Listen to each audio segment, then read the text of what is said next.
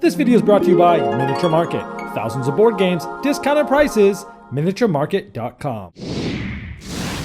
Hello my friends, it's the Game Boy Geek here. Today, we're going to find ourselves back into that beautiful world in Eastern Europa back in the alternative 1920s history of Scythe. Because today we're going to be taking a look at one of the expansions for Scythe called Invaders from Afar. Now this will bring in some new factions, some new player boards, so let's take a look. I'm going to show you what comes in the expansion and I'll see you on the other side.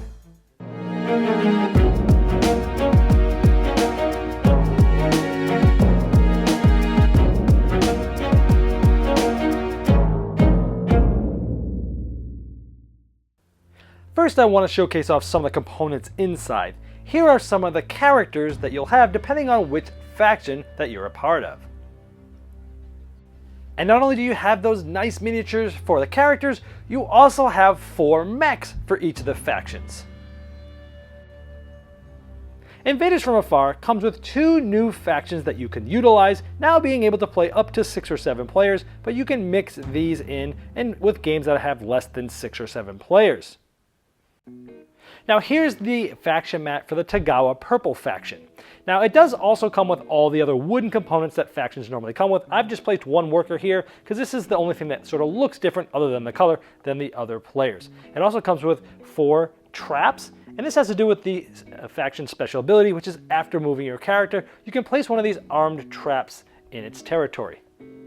So let's say the character had stopped moving here, they could take one of their tokens and place it like this and it's armed. Now later on during the game, let's say this character's gone. At the end of the game, for every trap that is here, you'll actually be controlling that and you need no units there.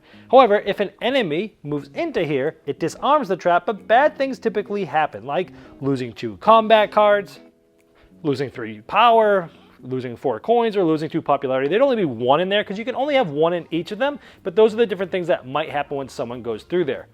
However, later in the game, one of the mech abilities of the Togawa faction is they can essentially move to any trap and then arm it. So they could essentially teleport to here and then rearm that trap, move away, and then that is considered being controlled again.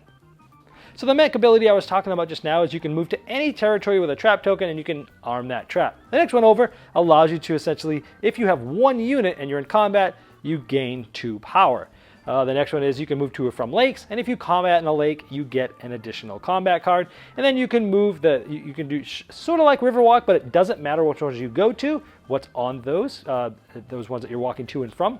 But you can only use 1 character or 1 mech per turn to do that. Now for the green Albion faction, this is what the workers look like, and you get 4 flag tokens. And your special ability is after moving your character, you may place a flag token on its territory. It might sound like it's very similar to traps, but they do differ. So after moving the character, you can place one of these there.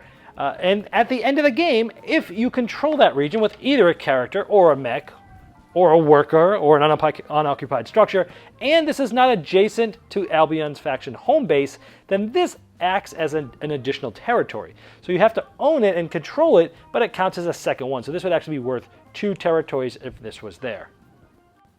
It also comes with some 50 tokens, because if you're playing with 6 or 7 players and you're divvying out coins at the end of the game for points, you may need these to make sure you have enough. It also comes with 2 new player boards that you can randomize to play with during the game. And it's, again, just like many of the other variations, these are in different orders from some of the other ones. This one's called Innovative, start with 5 coins, 3 popularity, 2 objective cards, and it's 3A, so this is in between 3 and 4. If this was the lowest, you would go first there. And you can just take a look at this and see how this looks different from some of the other ones. And the other player board is Militant, which starts with 4 gold, 3 popularity, 2 objective cards. It's number 2A, so if there was no number 1 or number 2, this would be the one to go first. And you can see the different layout. It's definitely the top side is different from all of the others. And again, like usual, awesome artwork. Now for the Automa solo system, it has some rule cards to tell you how to deal with these new factions, and there's some new cards that you'll add to the deck. There's some that you'll take out, but you'll want to look at the rules to see how to play the solo game, but there is a difference for that.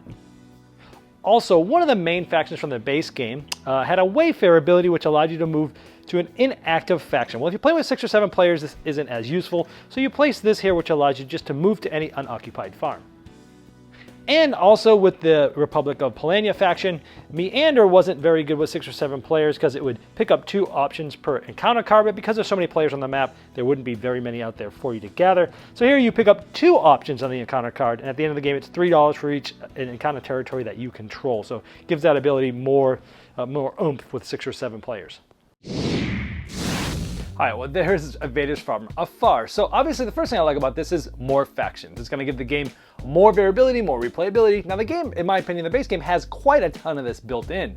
But of course, as you played the base game, you're looking at these 2 other colors of factions on there and you're going, okay, there must be an expansion coming, right? So here it is. So, and I love that these 2 expansions are, well, one of them's purple, my favorite color, and one of them is green, and one of the favorite colors of many of the people I play with. So 2 new factions I like about. So let's talk about each of these factions. The purple one first, Togawa. It's really cool. Both of these actually kind of work in somewhat similar ways, but not really. I mean, they're both, it says Invaders from Afar, because if you count the amount of hexes they are from the factory, they're all further than the other ones. But interestingly enough, there's no rivers stopping them to get there. So necessarily, you don't have to get a river walk, for example, to be able to get to the factory like most of the other factions usually do, but they're further away, so it's sort of balanced in that way. But I like how the Togawas, they place those traps. And I like how these can be used in many different ways. You can, so you put the traps down, and if people go into those, well, they're going to disarm the trap, but they're also going to lose some popularity or some combat cards or, you name it. They don't know exactly what they're going to lose, but they know they're going to lose something, which is not good because it's hard to even get stuff in this game. So it deters them from going there, but if that trap's there at the end of the game, then you're going to score that as if you were there controlling that territory, and you don't have to have anybody in there, so it's really cool. And you can kind of play with this. I've played with this a couple of different ways. One is kind of going out a little bit and sort of making an arc around where I'm sort of controlling my own area. So I'm almost like a defensive arc of saying, hey, you want to come get me in my own area? Well, you're going to have to go through my armed traps. Another way I've tried to use this is actually going away from my base area, leaving traps in there, leaving those in the corner as scored territories at the end if nobody disarms them, but then moving in and doing other things and trying to control some of the other territories. So I like how you can kind of go different ways with this. I also like how that you can, for one of the mech abilities of that, allows you to move and arm any of your traps. So if someone's disarmed one, you can move there with your character and flip it up. But it's really good because you don't have any rivers there, it might be a little easier for other factions to sort of get Riverwalk, cross over, come and start getting close to your headquarters and beating you in combat.